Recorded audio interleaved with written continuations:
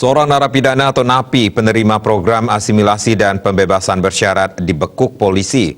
Pelaku melakukan aksi pencurian sepeda motor karena terdesak biaya hidup usai keluar dari penjara.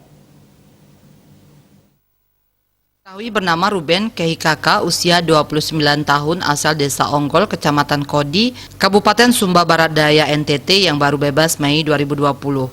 Ruben kembali ditangkap anggota Satreskrim Polres Klungkung karena melakukan aksi mencuri 2 sepeda motor di 2 TKP berbeda di wilayah hukum Polres Klungkung. Kasat Reskrim Polres Klungkung AKP Senowimoko mengatakan, penangkapan residivis ini terungkap setelah polisi menerima laporan dari korban Inyoman Swastana yang tinggal di tempat kos di Jalan Kenyeri, Semarapura, Kelod. Korban mengaku kehilangan sepeda motor yang diparkir di area parkir rumah kosnya. Polisi kemudian melakukan penyelidikan dan interogasi saksi-saksi. Setelah menganalisis hasil rekaman CCTV di sekitar TKP, aparat berhasil menangkap pelaku di tempat kosnya. Yang bersangkutan ini merupakan pada saat beberapa waktu yang lalu mendapatkan asimilasi.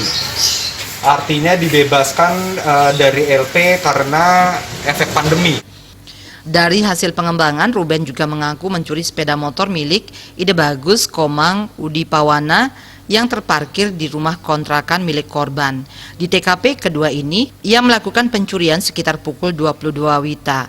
Saat itu korbannya berada di dalam rumah dan untuk memperlancar aksinya, pelaku menggunakan kunci palsu. Kamu di LP kenapa?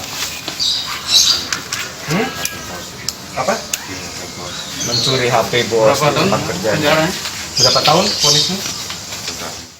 Polisi menyita sejumlah barang bukti, diantaranya 2 sepeda motor, 1 buah kunci palsu dan BB lainnya.